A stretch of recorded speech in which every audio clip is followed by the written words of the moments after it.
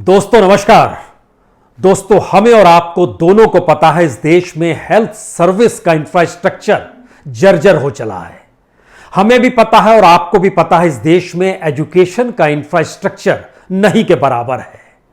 लेकिन शायद आप यह नहीं जानते होंगे कि हेल्थ सर्विस का बाजार दुनिया में भारत का सबसे बड़ा है। और इतना ही नहीं, एजुकेशन के क्षेत्र का बाजार भी भारत में सबसे बड़ा है। दुनिया के तमाम कंपनियां भारत में पैसा लगाकर एजुकेशन के फील्ड में या फिर हेल्थ सर्विस के फील्ड में खूब पैसा बना सकते हैं, बना रहे हैं। और आने वाले वक्त में जिस पीढ़ी के कंधों पर भारत का भविष्य है, उस पीढ़ी को देने के लिए मौजूदा राजनीतिक सत्ता के पास कुछ भी नहीं है। अगर कुछ है तो चुनावी जीत के नारे हैं। अगर कुछ है तो चुनावी जीत के नारे लगाने वाले युवा पीढ़ी की एक भीड़ है। आज पश्चिम बंगाल की 45 सीटों पर वोटिंग हुई। लगभग 50 लाख से ज्यादा वोटरों की जो उम्र है वह 18 बरस से लेकर 29 बरस के बीच की है। और इनमें से कई ऐसे हैं जो यूनिवर्सिटी जा नहीं पा रहे हैं, कई ऐसे हैं जिनकी शिक्षा दीक्षा ठप पड़ी है, कई ऐसे हैं जिनके पास रोजगार भी नहीं है, कई ऐसे हैं जो 2 जून की रोटी के लिए नारे लगाने को तैयार हैं। तो आज क्यों ना उस युवा पीढ़ी की बात कर ली जाए जिस युवा पीढ़ी पर ध्यान देने के लिए कोई तैयार नहीं है।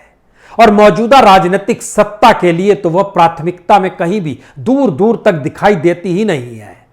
आखिर इस युवा पीढ़ी की कितनी बड़ी तादाद है और ऐसा वक्त अब क्यों आ गया है कि इसी युवा पीढ़ी को सोचना होगा, तय करना होगा कि इस देश का भविष्य कैसा हो।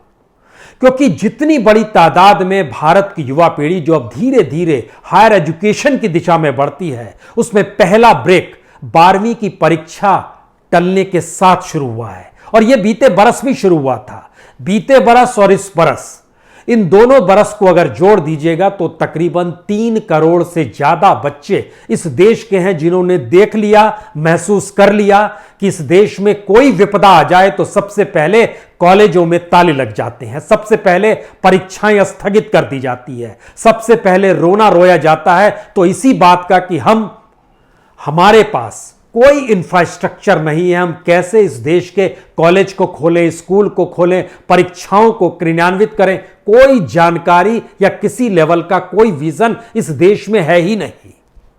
हमें लगता है कि इतनी बड़ी तादाद में युवाओं की मौजूदगी जो भारत में है, अगर आप इन युवाओं की ताकत को महसूस करना आज से शुरू कर दें तो यह युवा भी समझ लें कि अगर वह अब नहीं संभले तो आने वाले वक्त में वह सिर्फ इन पॉलिटिकल पार्टीज के लिए नारे लगाते हुए ही सुनाई देंगे, दिखाई देंगे।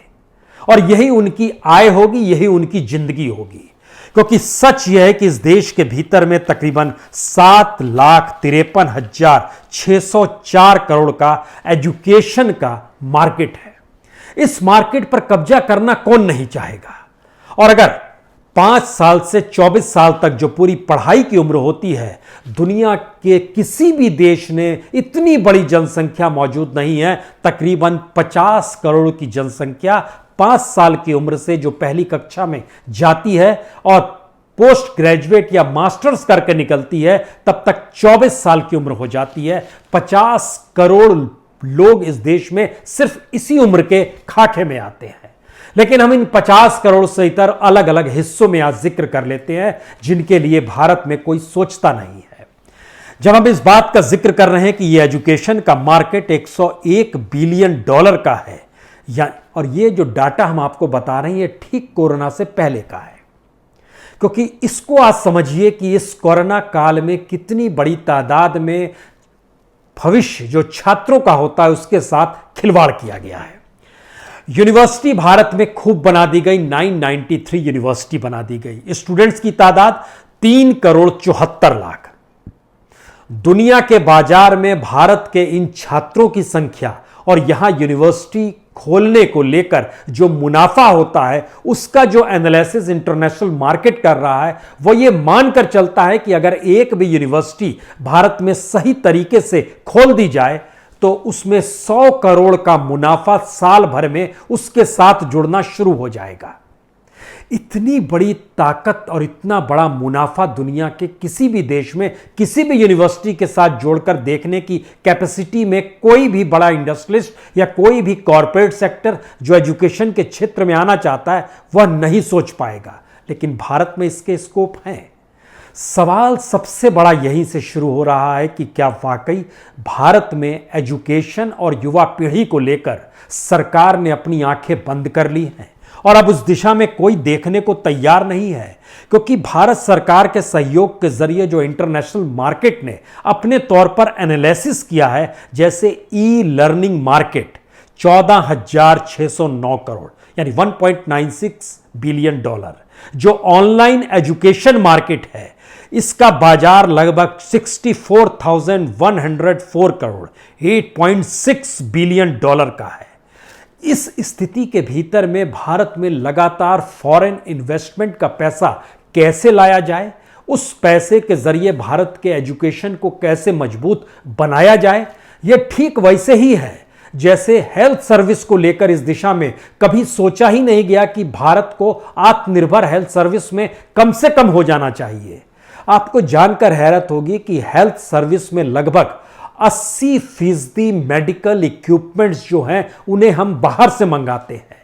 अपने तौर पर भारत कभी भी आत्मनिर्भर हेल्थ सेक्टर को लेकर नहीं होया और इसके ठीक पैरेलल में एजुकेशन सेक्टर में जितना पैसा प्राइवेट सेक्टर का लगा हुआ है वो लगभग 65% इकोनॉमी जो है वो प्राइवेट सेक्टर के जरिए मुनाफा कमाने की दिशा में ले जाती है। तो इसका मतलब क्या है? इसका मतलब है कि मौजूदा वक्त में जो भी सत्ता जिसकी भी रही या जिसकी भी है, उसके लिए एजुकेशन और हेल्थ सेक्टर को आत्मनिर्भर बनाना दूर की गोटी है।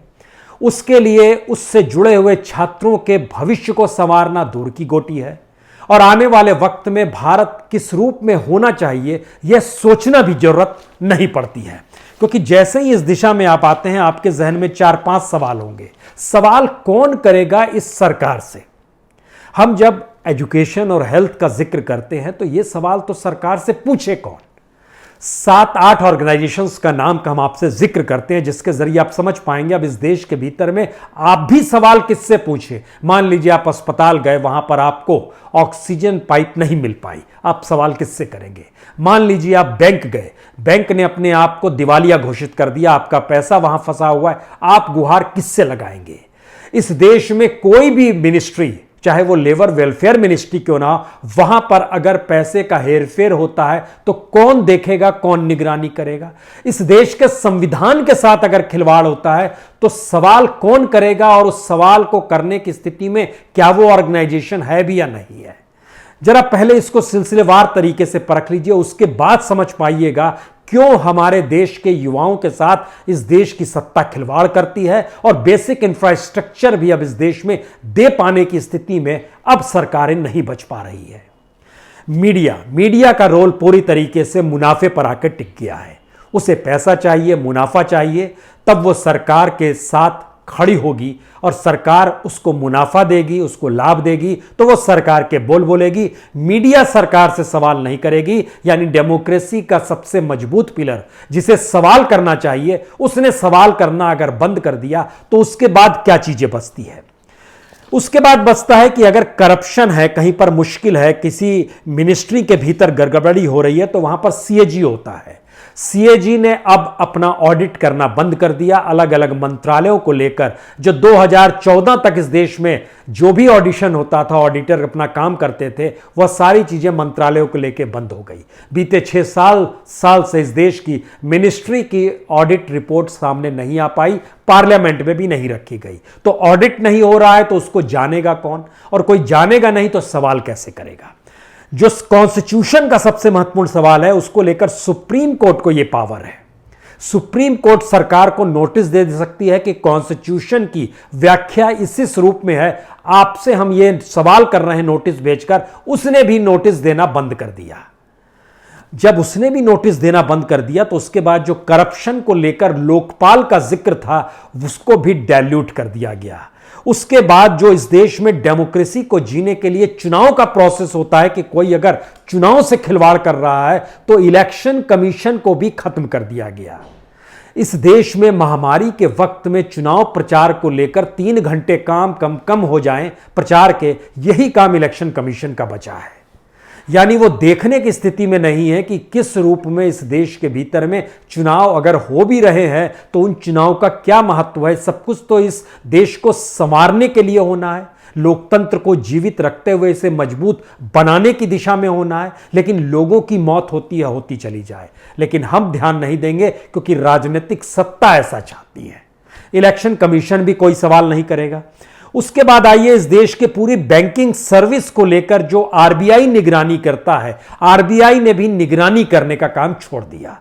आरबीआई भी किसी एक बैंक की तरह सरकार के सामने नतमस्तक होकर खड़ा है।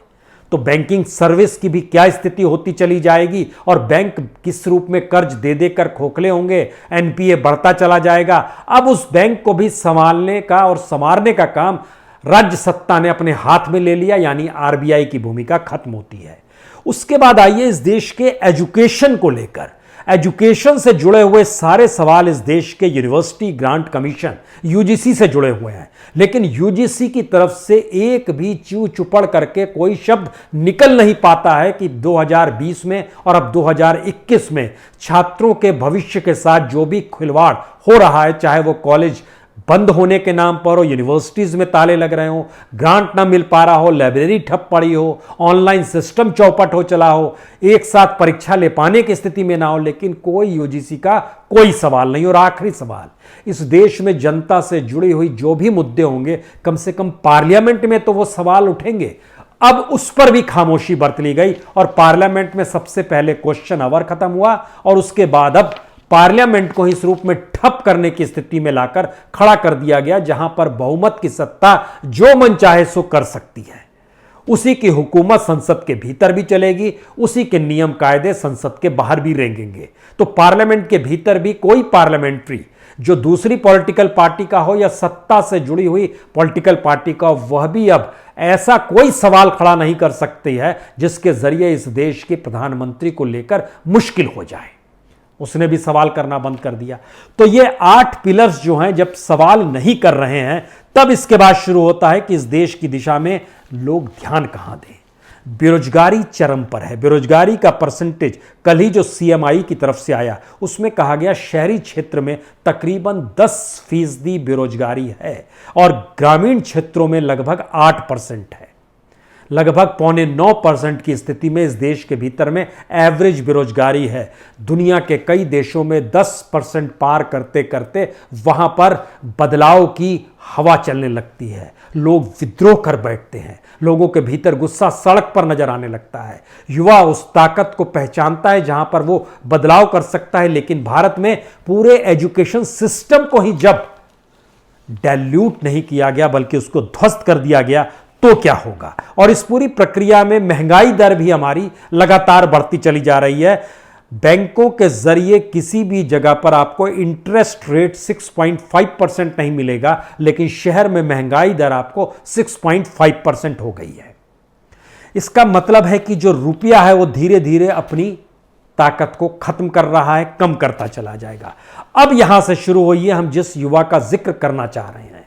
इस देश के युवाओं को इसलिए समझना है क्योंकि अगर 12th एग्जाम के साथ ही जो 2020 में प्रयोग करने की परिस्थितियां शुरू हुई, जहां पर एवरेज नंबर दे दिए जाएंगे, और 2021 में तो अभी तक परीक्षा की तारीख भी किसी को पता नहीं है। 1 जून को बैठक होगी, तब बताएंगे कि अगले किस 15 दिनों के बाद से परीक्षा शुरू होगी। कोई नहीं जानता है किस स्थिति में क्या पढ़ाई होगी, क्योंकि कोई इंफ्रास्ट्रक्चर नहीं है। यहीं से सबसे बड़ी बात शुरू होती है कि 12th यानी हायर एजुकेशन की दिशा में बढ़ा हुआ पहला कदम। और साल दर साल जब छात्र निकलते हैं तो ठीक साल दर साल इस देश में अधिकारी गण रिटायर भी होते हैं। धीरे धीरे यही एक साइकिल है जो पूरे देश को संभालती है। लेकिन पहली बार हायर एजुकेशन पर जब ब्रेक लगा है तो हमको लगता है 12th क्लास को अगर आप बेसिक लाइन बनाना चाहते हैं तो 1,44,33,107 छात्र 12th की परीक्षा इस देश में देने को तैयार बैठे हैं। उसमें सीबीएसई से जुड़े हुए मान लीजिए 12-14 लाख है, उसमें दूसरी तरफ CIS CE जो है, जो council of Indian certificate examination है, उसमें तकरीबन आपको 1 करोड़ बच्चे वहाँ पर बैठे हुए हैं, 1 लाख बच्चे वहाँ पर बैठे हुए हैं जो परीक्षा देना चाहते हैं। लेकिन अलग अलग राज्यों के बोर्ड की भी स्थिति देखिए तो सबसे बड़ा बोर्ड उत्तर प्रदेश का है। 26 लाख स्टूडेंट बैठे हुए हैं 12th की परीक्षा देने के लिए, जो CBSE से नहीं जुड़े हैं, उससे हटकर स्टेट बोर्ड से जुड़े हुए हैं। बिहार से जुड़े हुए 10 लाख छात्र हैं, महाराष्ट्र से जुड़े हुए 15 लाख छात्र हैं, पश्चिम बंगाल जहां चुनाव हो रहे हैं वहां पर 8 लाख छात्र 12वीं की परीक्षा देने को तैयार हैं। असम के लगभग 4,12,000 छात्र हैं, तो तमिलनाडु के लगभग 8,98,000 छात्र 12वीं की परीक्षा देने को तैयार बैठे हैं। केरल के भी हैं 3,66,000। यानी इन सब को जब आप जोड़ते चले जाइएगा तो अगर 1.5 करोड़ बच्चे इस देश के भीतर में 12th की परीक्षा देने को तैयार बैठे हैं, और बताया जा रहा है कि एजुकेशन का जो पूरा मार्केट है, इस हायर एजुकेशन के साथ वर्ल्ड मार्केट को इसलिए भारत की तरफ आकर्षित कर रहा है क्योंकि लगभग ये 4 लाख करोड़ के हायर एजुकेशन का अपना मार्केट है। वो पैसा लगाएंगे, पैसा पढ़ाने की स्थितियों को डेवलप करेंगे, लेकिन भारत के भीतर एजुकेशन की जरूरत है ही नहीं। यह मैसेज पॉलिटिशियन सत्ता संभालते हुए और सत्ता संभालने के लिए चुनाव प्रचार करते वक्त बाखूबी बीते कई बरस से दे रहे हैं कि पढ़ लिख कर क्या कीजिएगा, और हायर एजुकेशन अगर कर लीजिएगा तो उसके बाद हमको रोजगार देने के लिए आपके पास कुछ भी नहीं है। हमारा कोर सेक्टर माइनस में चला गया है। इस देश में मैन्युफैक्चरिंग यूनिट बिल्कुल नीचे चली गई है। और जो भी जिस भी तरीके की परिस्थितियों को अगर आप देखना चाहते हैं, सिर्फ इसको कोरोना काल से मत जोड़िए। कोरोना काल से पहले भारत की आर्थिक व्यवस्था डमाडोल थी, और कोरोना काल के बाद वो आर्थिक व्यवस्था कैसे पटरी पर लाए, इसको लेकर कोई विजन काम नहीं कर रहा है। और अगर कोई विजन है ही नहीं तो फिर जो बच्चे कल 12th की परीक्षा देंगे, फिर वह तमाम कॉम्पिटिटिव एग्जाम की दिशा में जाएंगे, और उसके बाद जब वो चाहेंगे कि वो पढ़ाई करें, पढ़ाई के बाद नौकरी मिल जाए, इसके लिए कोई विजन सरकार के पास किसी स्तर का नहीं है। और ना सिर्फ सेंट्रल गवर्नमेंट बल्कि स्टेट गवर्नमेंट्स के पास भी इसको लेकर कोई आइडिया नहीं है कि आने वाले वक्त में वह इस एजुकेशन सेक्टर को कैसे बूस्टअप करेंगे, क्योंकि हमारे पास बेसिक इंफ्रास्ट्रक्चर नहीं है। उस बेसिक इंफ्रास्ट्रक्चर को खड़ा करने के लिए बजट नहीं है, और बजट का पैसा जो होता है वो किस रूप में किस किस मद में डाइवर्ट कर दिया गया है, वो सारी चीजें सिर्फ और सिर्फ इस देश में उस पैकेज से जा जुड़ी है जहां पर इस देश को न्यूनतम भी अगर उपलब्ध हो जाए तो वह उसी को डेवलपमेंट कैसे मान ले, इस दिशा की सोच को भारत में अब डेवलप किया जा रहा है। इस देश के भीतर में लगभग 54 सेंट्रल यूनिवर्सिटीज हैं। 54 सेंट्रल यूनिवर्सिटी में जो भी बच्चे सोच रहे होंगे कि हम 12वीं की परीक्षा पास होने के बाद यूनिवर्सिटी में चले जाएं, उनको सबसे पहले समझना होगा इन 54 यूनिवर्सिटी जो सेंट्रल यूनिवर्सिटी है, यहां पर लगभग 63% पढ़ाने वाले लोग जो होते हैं, जिनको लेक्चरर, प्रोफेसर, असिस्टेंट प्रोफेसर कहते हैं, वह पद नहीं भरे गए हैं, क्योंकि सरकार के पास उनको वेतन देने तक के लिए पैसा नहीं है। तो उनको इस रूप में पढ़ाई की व्यवस्था कराई जाती है कि पर क्लास उनको पेमेंट होता है। यह इस देश की सेंट्रल यूनिवर्सिटी की स्थिति है। इस देश के भीतर में 416 स्टेट यूनिवर्सिटीज है। इन 416 यूनिवर्सिटीज के भीतर में लगभग 52% पद रिक्त पड़े हैं। एडमिनिस्ट्रेटिव अलग मसला है, सिर्फ ये पढ़ने पढ़ाने की परिस्थितियों की जानकारी हम आपको ददे रहे हैं। और जो 125 डीम यूनिवर्सिटी है, वहां की स्थिति लगभग 48% पद खाली पड़े हैं।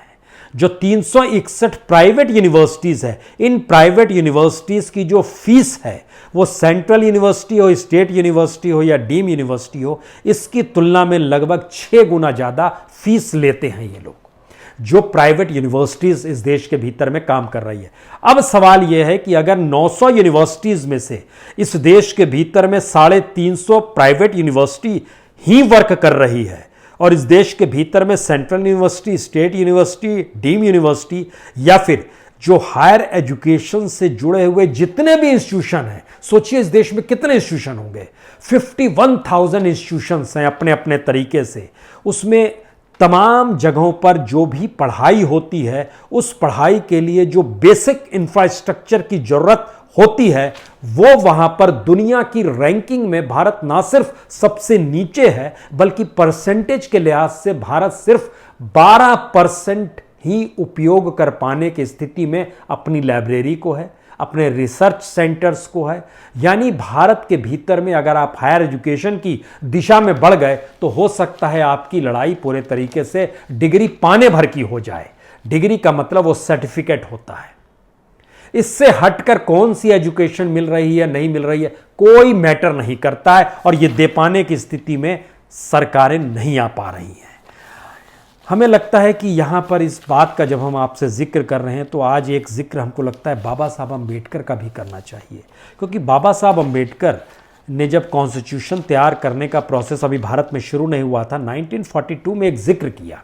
रेडियो पर उनका एक भाषण चल रहा था, उन्होंने उसमें फ्रेंच रेवोल्यूशन को लेकर कहा कि स्वाधीनता, समानता और भाईचारा। लेकिन भारत का संसदीय लोकतंत्र जिस रूप में बनने की दिशा में जा रहा है, उसमें लगता ऐसा है कि जनता का काम अपने मालिकों को वोट देना है और हुकूमत करने के लिए छोड़ देना है। 42 में कही गई बात आज आपको सही लगेगी। तो ऐसे में हमको लगता है जब कॉन्स्टिट्यूशन इस देश का तैयार हो गया तो जो आखिरी भाषण था बाबा साहब अम्बेडकर का 25 नवंबर 1949, संविधान को स्वीकृति मिल चुकी थी। उन्होंने क्या कहा? उन्होंने कहा कि 26 जनवरी 1950 को हम अंतर्विरोधों के जीवन में प्रवेश करने जा रहे हैं। राजनीति में हम समानता प्राप्त करेंगे, परंतु सामाजिक और आर्थिक जीवन में असमानता बनी रहेगी। और राजनीति में हम ये सिद्धांत स्वीकार करेंगे कि एक आदमी का एक वोट होता है और एक वोट का एक ही मूल्य होता है। अपने सामाजिक और आर्थिक जीवन में अपनी सामाजिक आर्थिक संरचना के कारण हम यह सिद्धांत नकारते रहेंगे कि एक आदमी का एक ही मूल्य होता है। हम इस अंतर्विरोध को अपनी ताउम्र बिताते चले जाएंगे और सामाजिक और आर्थिक जीवन की समानता को नकारते चले जाएंगे। बाबा साहब अम्बेडकर उस बेसिक थ्रेड को पकड़ रहे थे जहां वो जान रहे थे कि आने वाले वक्त में भारत की संसदीय राजनीतिक सत्ता धीरे धीरे हर किसी को गुलाम बनाने की दिशा में जाएगी, और अपनी ताकत का प्रभाव बढ़ाने के लिए और ताकत को बरकरार रखने के लिए वह इस देश में चुनावी प्रक्रिया को इतना मजबूत बना देगी कि उस चुनावी प्रक्रिया में हिस्सा लेना या ना लेना, दोनों परिस्थितियों में जनता की भागीदारी सिवाय इसके सर गिनने के समान होगी। लेकिन उसकी ताकत या उसमें बदलाव का एहसास धीरे धीरे राजनीतिक सत्ता अपने हाथ में ले लेगी। और ध्यान दीजिए, हो यही रहा है। इस देश के प्रधानमंत्री को कोई फर्क नहीं पड़ता है, इस देश की सत्ताधारी पॉलिटिकल पार्टी को कोई फर्क नहीं पड़ता है कि इस देश के भीतर के जो मुश्किल हालात है उसमें हमने बेसिक इंफ्रास्ट्रक्चर, हेल्थ या एजुकेशन को लेकर खड़ा भी किया या नहीं किया, या करना भी चाहते हैं या नहीं चाहते, या आने वाले वक्त में हमारे पास कोई विजन भी है या नहीं है। कोई दृष्टि कहीं भी नहीं है। सीधे तौर पर राजनीतिक सत्ता कैसे मिल जाए, किस रूप में मिल जाए, यही सबसे महत्वपूर्ण है। और शायद इसीलिए राजनीतिक तौर पर भारतीय संविधान के मद्देनजर यह साफ तौर पर कहा गया था कि भारतीय लोकतंत्र से सावधान रहें, क्योंकि यह जितना प्रोडक्ट बढ़िया दिखाई देता है उतना बढ़िया प्रोडक्ट है नहीं। महात्मा गांधी ने भी अपने तौर पर इसका जेर जोर किया कि दरअसल यह शहजोर को मौका देगा, कमजोर को ठगना शुरू कर देगा और गरीबों के प्रति आर्थिक अन्याय बढ़ाएगा। बाबा साहब अम्बेडकर और महात्मा गांधी में इसमें समानता थी कि किस रूप में आर्थिक समानता जरूरी होनी चाहिए लोकतंत्र के भीतर में, और इसी आर्थिक समानता को नहीं देने की परिस्थिति में राजनीतिक सत्ता रहेगी। अब यहां पर आखिरी सवाल यह है, इस देश के 1.5 करोड़ बच्चे जो 12वीं की परीक्षा देने जा रहे हैं, 1.5 करोड़ बच्चे जो पिछले बरस 12वीं की परीक्षा दे चुके हैं लेकिन आज तक कॉलेज का चेहरा नहीं देख पाए, सब कुछ ऑनलाइन चल रहा है, उनको भी सोचना चाहिए और अब उनको उस दिशा में कदम बढ़ाने चाहिए जहां पर इस देश की राजनीतिक ताकत को वह डिगा सकें, बता सकें कि इस देश को आगे बढ़ाने के लिए एजुकेशन क्यों जरूरी है। अगर उस दिशा से आंखें मूंद ली गई तो स्थिति कितनी विकट हो जाएगी और अज्ञानता या बौद्धिक रूप से दिवालियापन इस मौजूदा राजनीतिक सत्ता की जो जरूरत बन चुकी है वो चाहेगी कि हर ऐसा व्यक्ति उसके साथ खड़ा हो जो बौद्धिक तौर पर कोई सवाल ना खड़ा कर सके, जो किसी भी रूप में ऐसे सवालों को जन्म ना दे सके जिसके जरिए इस देश के भीतर में राजनीतिक सत्ता को लेकर सवाल हो। इसीलिए जिस 8 पिलर का जिक्र हम आपसे कर रहे थे, सबने सवाल करना बंद कर दिया, नोटिस थमाना बंद कर दिया। चाहे वो सुप्रीम कोर्ट हो, चाहे वो चुनाव आयोग हो, चाहे वो मीडिया हो, चाहे वो CAG हो, चाहे वो RBI हो, कोई भी इंस्टीट्यूशन किसी रूप में वर्क नहीं कर रहा है। तो ऐसे में इस देश के युवा तबके को ही अब सोचना होगा।